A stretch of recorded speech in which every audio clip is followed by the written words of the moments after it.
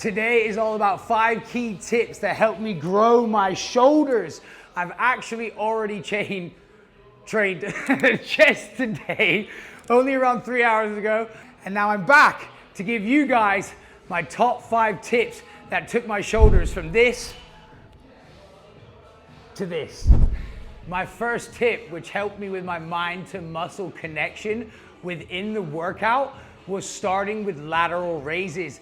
I've obviously done my rotator cuffs like I've done my warm-ups in all my other workout videos, but my first exercise before my press will be lat raises to get loads of blood into the muscle, ready for those bigger, more compound movements.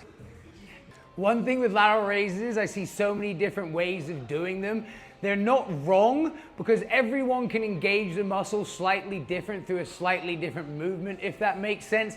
So maybe someone who wants to lean forward a little bit might find that engagement better than someone who sits upright.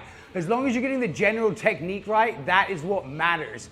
But here is a great tip to put more tension on. Instead of having my thumb around the bar, I'm going to be using more of a suicide grip, which is going to help put more tension on my shoulders. And it's also not a massive movement, you know? It's not like all the way up here. What I'm going to do is set my form first. You know, I'm not doing it from a relaxed position. I'm almost flexing my delts first to get them engaged. And then from there, I'm just raising up. And that's the motion. Anything else is going to engage our traps. So what you want to do is take it off of our traps.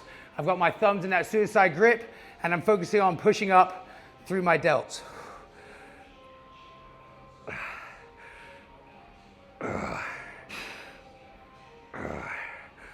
Yeah, you know what? It's a bit light. Not too heavy though, because you don't want to turn it into a swing. Yes, it's okay to sacrifice strict form, so this would be strict, and this would be using a bit of assisted muscles, but it's not unsafe. But you don't want to start your first reps like this. You know, you want your first reps to be nice and controlled, and as you start to fatigue, then you can use the assisting muscles. And now I'm slightly fatigued. I'm going to use the assisting muscles just to get a little bit of a swing, but I am cheating a little, but I'm not unsafe. You see, the control is still there.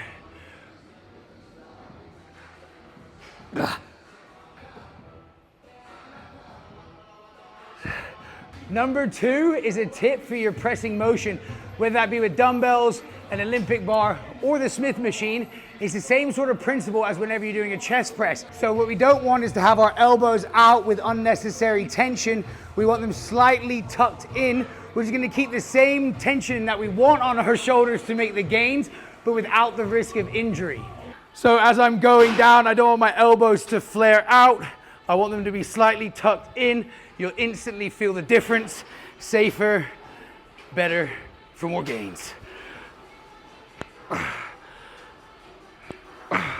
So when setting up, I like to put my pinkies on the smooth bit of the bar they have laid out. I don't want to be too wide because that's going to cause even more tension that we don't want on our shoulders. And I don't want to be too close in because that's not going to put the tension where we want it. The wrist should not be going through the arm. If anything, we always want that kind of 90-degree angle or straight line from the wrist. We never want the wrist to come over or really out. So pinky on there, pinky there. And instantly, instead of starting like this, I'm starting with my elbows in.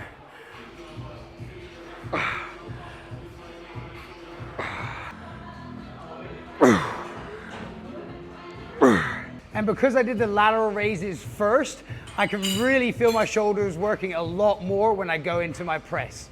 So when it comes to training the rear delt, I do incorporate a few exercises on shoulder day, but I also like to smash them on back day because the movement and the technique is very similar to get it engaged. One of my favorite exercises is a wide row for my rear delts. So grabbing a dumbbell, instead of coming quite close in like this or like this, we're gonna come out really wide, squeezing there. The motion is very small. So what we're gonna do is pull our elbows back like we would in a back exercise, but only coming up to this height.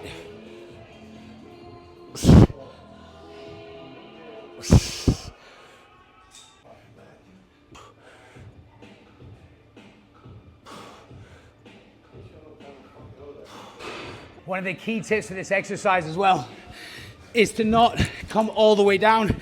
This is gonna be engaging our back.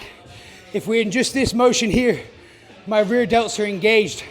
This is taking it onto the mid back, and this is having it on the rear delts.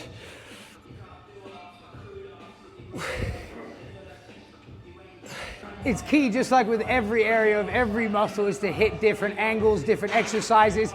And this is the rear delt fly. But all the technique, as I said, for the rear delts is relatively the same as your back training. You want to focus on pulling those elbows back to engage the rear delts. And the range of motion isn't massive.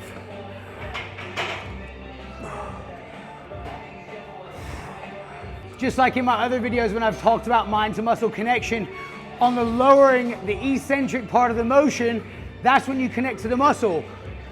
So concentric faster, slowly down, mind to muscle onto those rear delts. And now I'm pulling through that feeling. This is a little bonus tip for you guys to try. If you're still doing your upright rows like this, they're generally not ideally safe for your shoulders, and they are gonna hit the front delt a lot more. Try these.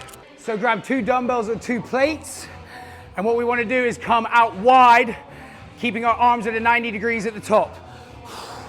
Focusing on pulling through those elbows.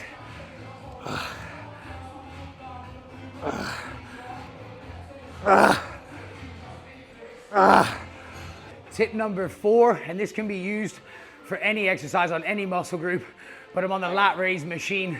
So as I reach failure and I can't get them up anymore without losing my form, what I'm gonna do is keep strict form and just rep, half reps from the stretched position, getting around 5, even 6, 7 more reps, which is gonna take yourself beyond failure, break down more muscle fibers, lead to more gains.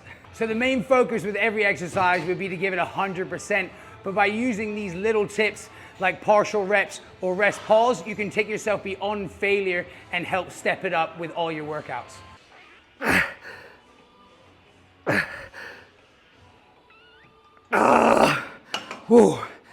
And that is how you smash partial reps.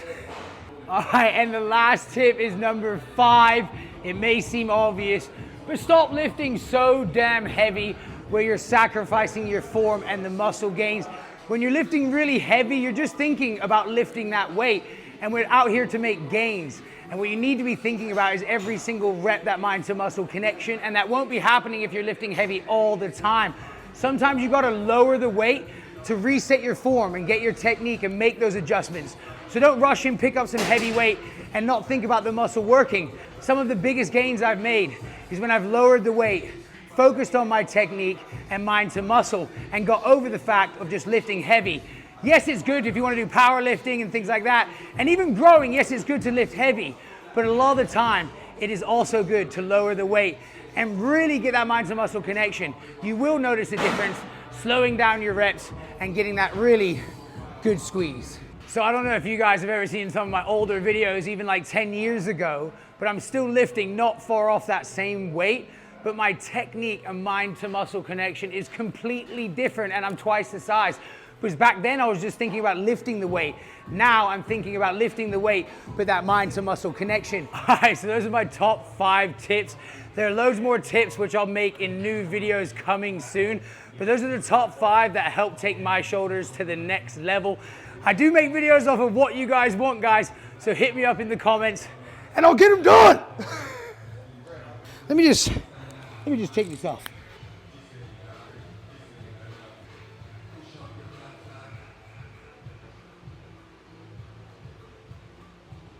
If you're not almost passing out whenever you're tensing and posing, you're not doing it hard enough.